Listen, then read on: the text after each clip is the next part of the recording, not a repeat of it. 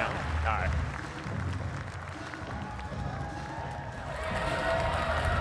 Hey, everyone. Welcome to OC6. We have a lot of awesome stuff to go through and show you all today.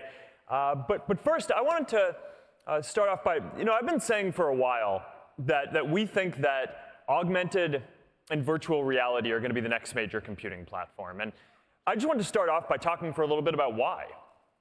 Back even before I started Facebook, when I was still in college, I was studying psychology and computer science, right? Because for a lot of us here, it's not just about building technology. It's about building technology that works the way that we do. And the first thing that you learn in Psychology 101 is you go through the anatomy of the brain, and you start learning just how much our brains have evolved and how most of them is really about connecting and communicating with other people. And so we have the language centers that almost no other animal has. You have the visual cortex, where we're especially dialed in to understanding people's emotions, right? If you're talking to someone and they move their eyebrow a millimeter or their cheek a little bit, you're going to notice because that means a completely different thing, whereas if something moves over there, you're probably not even going to pay attention. We have our mirror neurons that when we're interacting with another person, we understand what's going on in them and inside of us. So we experience the world through this feeling of presence and the interactions that we get with other people, which is why Facebook's technology vision has always been about putting people at the center of your computing experience. And we've mostly done that so far through building apps. And I don't think it's an accident that a lot of the top used and biggest apps that are out there are social experiences that put people at the center of the experience, because that's how we process things. But there's only so much that you can do with apps, right, without also shaping and improving the underlying platform. And I find it shocking that we're here in 2019 and our phones and our computers are still organized around apps and tasks and not people and the things that we're actually there present with. So I feel like we can help all of us together deliver a unique contribution to this field by helping to ensure that the next platform changes this. And the defining aspect of augmented and virtual reality is that they deliver this sense of presence, right, that no other technology platform before has ever delivered. You feel like you're right there with another person or in another place. And now, sure, we have a lot of work to do before we're going to get to that perfect form factor that we all want.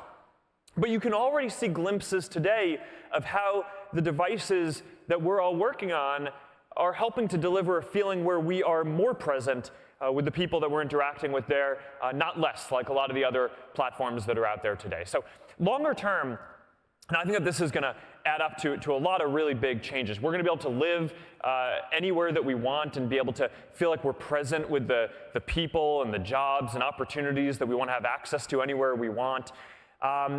So that's why I'm so excited about this. And I know that a lot of you are working on this because you're excited about similar things, and it's awesome to be on this journey together. So now, in order to do this, we need to build we need to do a couple of things. The first is we need to build a lot of technology that's going to help advance and deliver this feeling of presence. The second thing that we need to do is build an ecosystem of all the experiences that need to be delivered here. So on the ecosystem side, the first step that we need to reach is reaching critical mass in the community. And once we get to a certain size in the community, it's going to become economical for all developers, from the independent folks up to the biggest AAA developers that are out there to build content for VR. And once we reach that point, the amount of content is just going to explode, and that's going to push adoption further. So in getting there, Quest is off to a great start. It's only been on sale for about 4 months now, and we are selling them as fast as we can make them. But even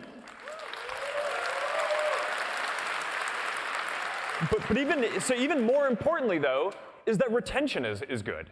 Right? So people are using it week after week after week, which is a great signal for how the content ecosystem is getting stronger, and VR is becoming something that more people are stepping in and out of on a day-to-day basis, rather than this kind of one-off special experience that you need all this different equipment for and you need to dedicate a whole room in your house to. So these are all really good signs. And to get to critical mass, we're focused on building forward compatibility into all the new devices that we build so that all the content that you're all making just works across everything now and going forward. So the goal is that if you develop something for Quest today, then our goal is to make it work on all future Quests as well. And that means that when you buy a Quest, that you're not just buying something that's going to be locked in time, that as all the new content is built for the future, it's going to get better. And also, as we deliver major software updates, the platform is also just going to dramatically improve. And that's going to be a big theme of what we want to talk about today. But of course, the biggest part of this depends on all the awesome stuff that you're building. So we need to build an ecosystem that supports all of you, which is why I am proud to share the news that as of today, people have bought more than $100 million of content in the Oculus store.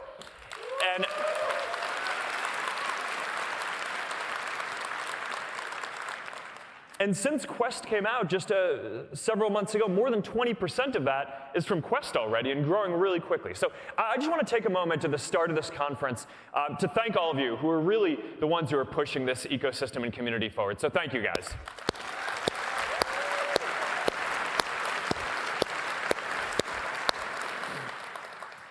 All right, so the experiences that you're all building for Rift are as good as it gets in VR. But right now, when you build something for Rift, that library of content isn't available to people who are on Quest. So we've been looking at what we can do here.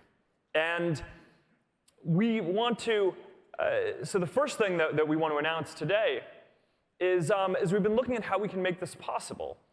So we've made a major software update, and we have a new product that we're calling Oculus Link that is going to make it so that if you have a gaming PC and a USB-C cable, you're now going to be able to run all the Rift content on your Quest.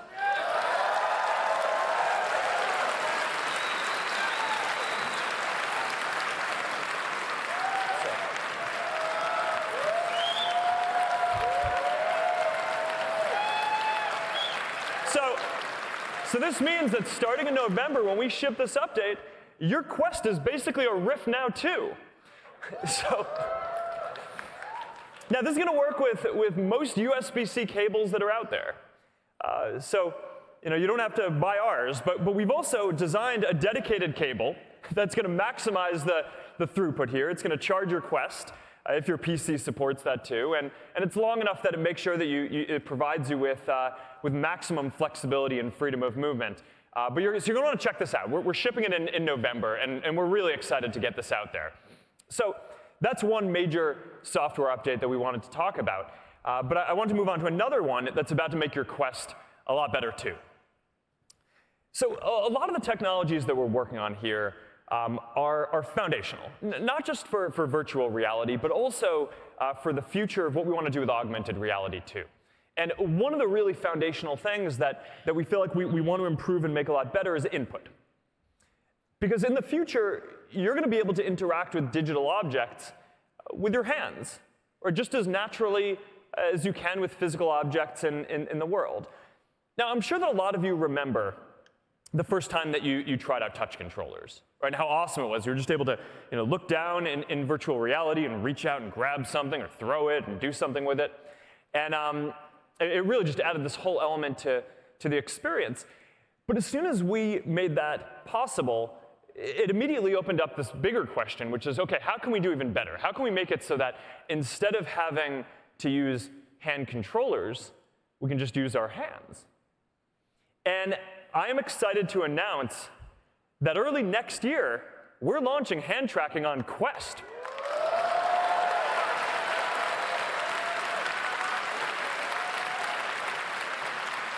All right, want to see it? Let's check this out.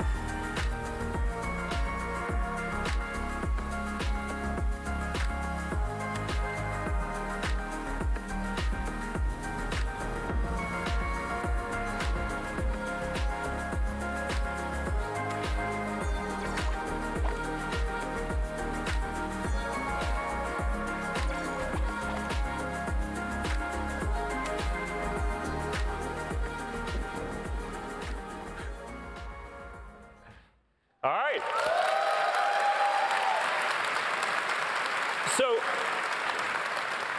this means no controllers, no buttons, no straps, no external sensors, just full range of motion in your hands. And even if you've spent a lot of time in VR and you've spent a lot of time with touch controllers, I think that the first time that you get a chance to experience this and you just wiggle your fingers and you see that full range of motion in your hands, it takes the experience to a whole new level. And you're going to get a chance to try this out on the demo floor after the keynote today. So I'm really excited to get this into all of your hands. So, this is what I mean when I talk about building a platform that improves over time. Right? 6 months ago, if you wanted to get into VR, you needed a PC, cables, sensors, hand controllers, and half a dozen physical objects. And now, soon, it's just going to be a headset that you can bring with you anywhere that you go that is full inside-out tracking, completely wireless, and now your hands are just going to be there too. So there's a lot of work that we still need to do to get to where we all want. But I think what you're starting to see is the hardware is getting out of the way. And with each step, we're getting to a more immersive and natural experience. All right, so now I want to talk about the future of input for a minute, though. Because hand tracking is great. It doesn't require controllers, but it still requires you to use your hands. And in the future, we want to get to an input where we can just think something, and it happens. So what people call a neural interface. And earlier this week, we announced that the Control Labs team will be joining us. And they're the leading team working on neural interfaces. They have a lot of the best researchers, computational neuroscientists, and more. And they're working on a wristband, right? And it picks up electrical impulses that are sent through your nervous system and turns them into digital signals that you can use as input in virtual and augmented reality. And it's completely non-invasive, right? So there's no surgery, no implants. You don't have to get holes drilled in your head. It's just a wristband. And so it gives you the sensation of being able to interact with digital objects just by thinking. And this is clearly early, right? It's gonna be a number of years before this gets into any of the products that we're shipping, but it works. And they have a dev kit that they're shipping already now. And now that the Control Labs team is going to be joining our Facebook Reality Labs team that works on augmented and virtual reality, we're going to invest and make sure that this is a foundational part of the input for the next computing platform. And I'm really excited about this one, so I just wanted to talk about it for a few minutes today. All right, so the last thing that I want to talk about up front today is delivering a social experience in VR. Right, so I talked about for a while how our technology vision is putting people at the center of the computing experience. And a big part of how we do this is by building technology that advances the feeling of presence, right? So more immersive, getting the hardware out of the way, better and natural, more UI, better, more realistic avatars, which we'll talk about later. So that's one part of it. The other part is basically building the software experiences that put people at the center of the experience. And that's kind of our bread and butter as a company, right? We build a lot of the best social experiences for phones and for computers, and we want to do this in virtual reality as well. So great social experiences usually aren't just a place where you interact, right? They give you the ability to define the space around you. And so we've been working on something that does this in virtual reality. It's kind of a virtual reality take on this. And we've been working on this for a while. And today, we want to announce an experience that we've been working on called Horizon. And in Horizon, you are going to be able to build your own worlds and experiences. You're going to be able to play games. You're going to be able to explore. You're going to be able to hang out with your friends and, of course, meet new people. And because everyone is going to be able to create their own spaces and experiences within it, Horizon is going to have this property where it just grows and expands and gets better and better over time as we focus on building this out for many years to come. So let's take a look at this. Beyond our world, there's another world. And it's right here, on my face. Welcome. This is Horizon, Think of me as your guide slash self-appointed spokes avatar, here to show you around. You know, Horizon is filled with possibilities. You can play stuff, make stuff, fly stuff. Whoa! Really love the stash, Stuart. What up, Stuart? Wait, I want a mustache. Horizon isn't about rules or limits or pants. Or people telling you not to fly an airplane while drinking your fresh ground, fair trade, French press morning coffee through a curly straw. Isn't that right, Debbie? Mm-hmm. It's about getting out there and trying new things. Making your mark. Making friends with an Australian named Mark. Oh, actually, I'm from New Zealand. And you can even build a world of your own, like laser tag moon landing. Or this islandy place with these cutie patooties. Boop. In Horizon, the world is your lobster. Isn't it oyster? That too. So come, join us. A never-ending, ever-changing world beyond your world is waiting! Woo! Debbie gets it!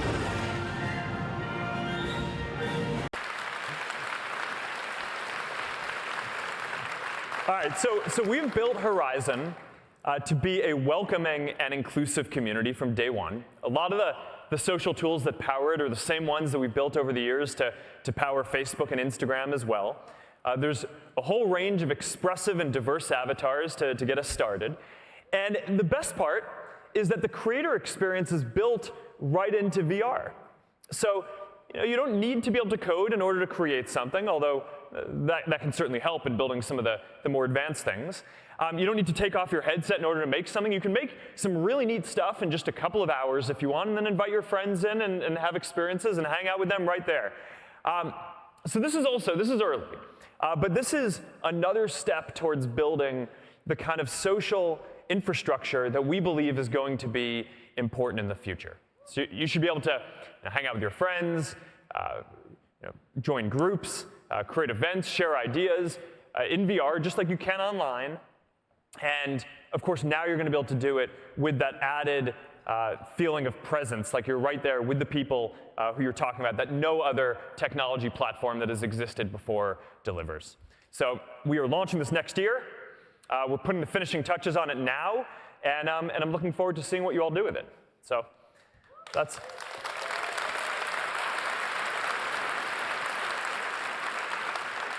All right, so in a lot of ways, it's kind of hard to believe that this is only our 6th Connect, right? Because it's pretty amazing how far the technology and how far our community have come in just a short number of years. At the very first Connect, about 5 years ago, the Oculus team had just joined us, and we showed an early demo of the Crescent Bay technology, which of course went on to become the Oculus Rift. And a couple of years later, it went on sale for $600, plus you needed a $1,000 gaming PC and all the cables that we showed earlier to make this work. And now here we are, and we're shipping a hand tracking on a wireless headset that costs $399, that fits in a shoebox, and you can take it anywhere that you want. And our community here is well on the way to building a strong ecosystem with all of the content and awesome stuff that you guys are all building. So this is going to be the next computing platform. And it's only going to get more exciting and awesome and important from here. And this is one of the areas where I am just so grateful to have a chance to be on this journey with all of you. So I hope you have a great rest of this Connect, and I hope you enjoy everything else we're going to show you. And now I'm going to hand it off to Boz, who leads all of the augmented and virtual reality efforts at Facebook. All right, have a great day.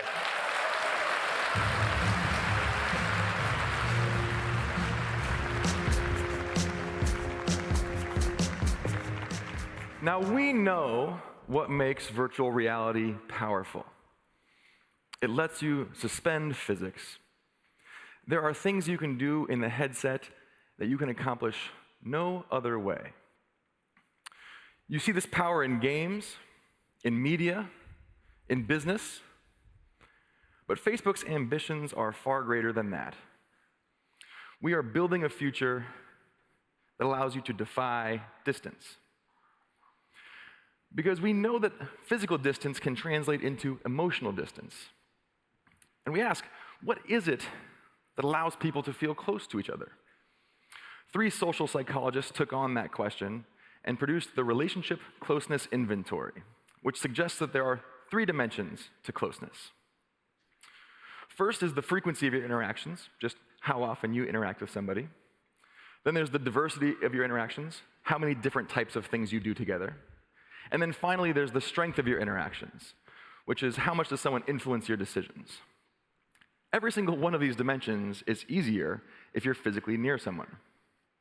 But we have demands on our lives that sometimes separate us from a few miles, and sometimes they separate us by continents. And VR could be the tool that erases those miles. Let's start with frequency.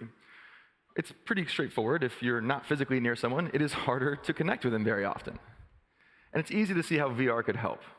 You could both teleport to the same place as often as you like, no matter where you are in the physical world. And the same things that prevent you from being physically together also limit the range of activities you can engage in together. Phone calls and text messaging are great, but there's not a lot of variety in interaction there. Meanwhile, in virtual reality, you can have a much greater diversity of experiences than you could have even if you were physically together. Our library already has more than 1,000 different experiences people can engage in, right? Because of all of you, people can have fun together no matter where they are in the world. They can create art, they can defeat enemies. You know, my personal favorite, they can dance. World's smallest dance, just there, you saw it.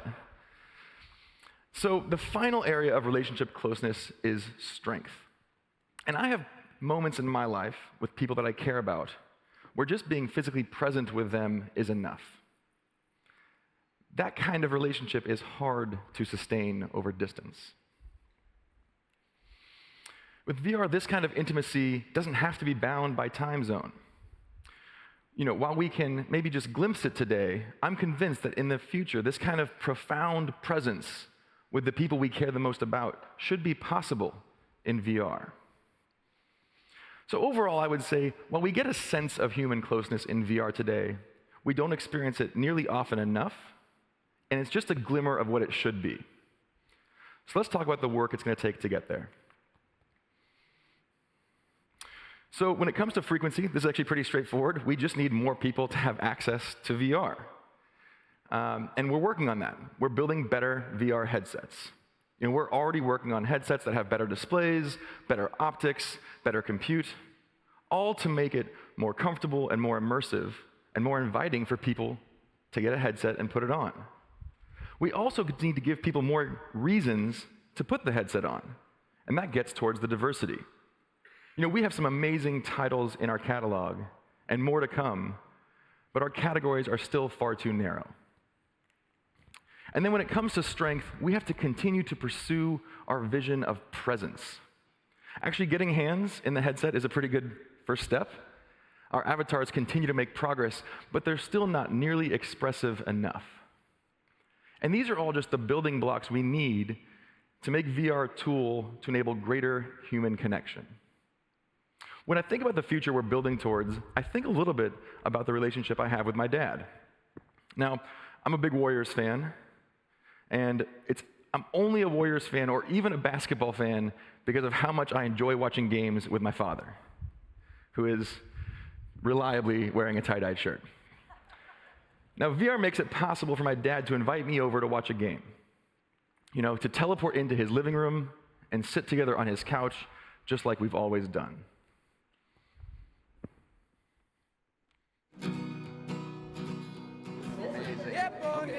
Just amazing work. When you rise, you'll be all grown. You ride the waves out into the sun. Excuse me one second.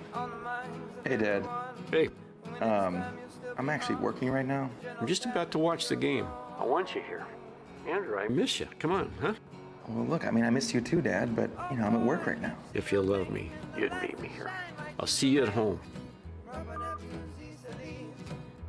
Yeah, one second. Give you what you give to me, you earn twice your weight in luxury.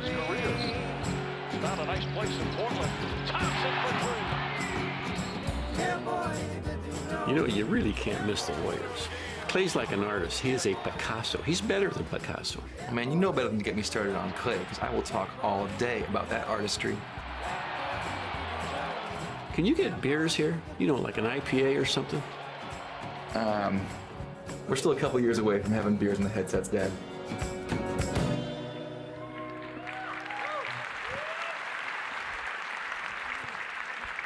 Now, it isn't the same as being there, but I tell you, that might be the next best thing. That is a really accurate representation of what it's like to watch a game with my dad, except there'd be a lot more complaints about traveling. So I want all of us to be able to have that experience in VR, things that we care about with the people that we care about.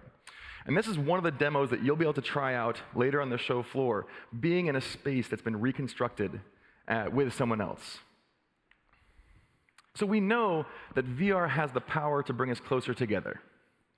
It is and will remain the most powerful way for us to connect across distance.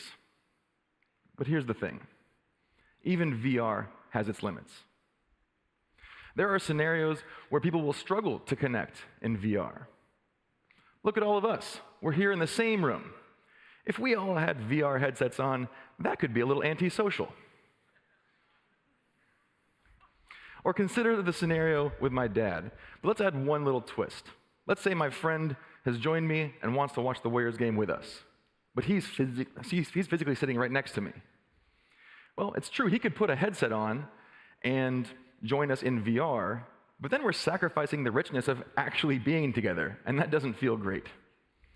So we ask ourselves, what can a technology like augmented reality do to help us feel closer?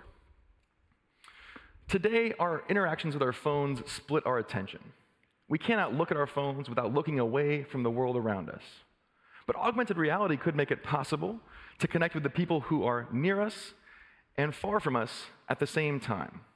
And through AR, there will be an infinite, diverse expanse of things for people to do and to see, synchronous shared experiences that can deepen relationships. AR will also let you connect with people no matter where they are, even if you're walking down the street, something that's very, very hard to do in virtual reality. To get to this future, we are building AR glasses.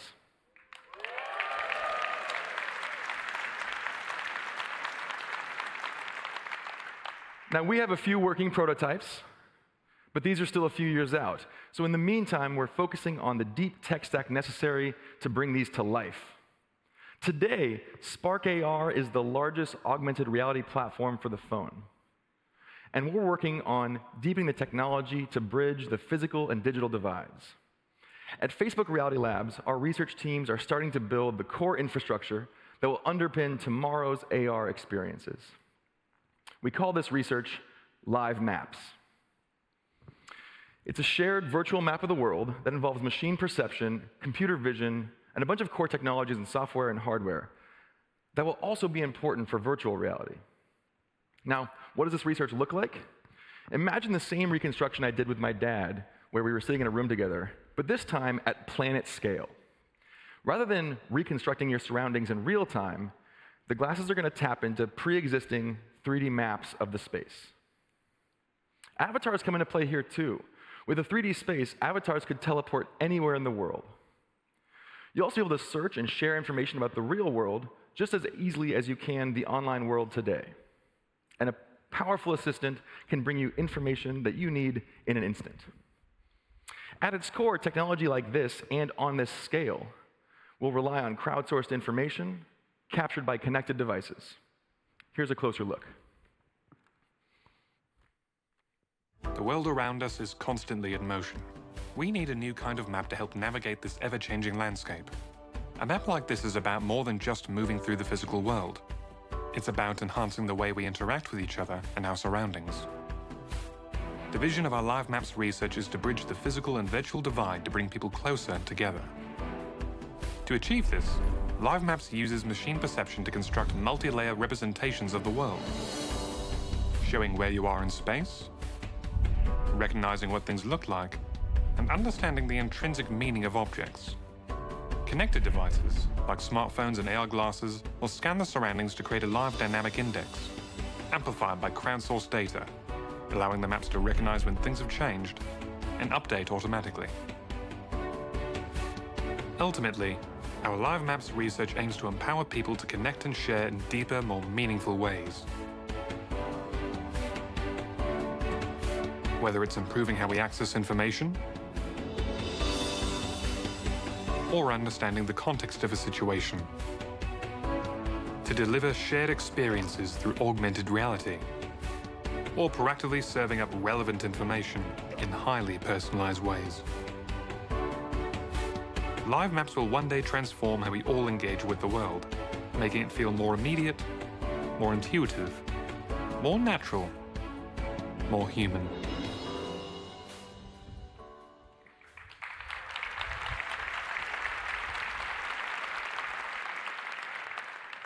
With Live Maps research, we're exploring today how the world will be experienced tomorrow.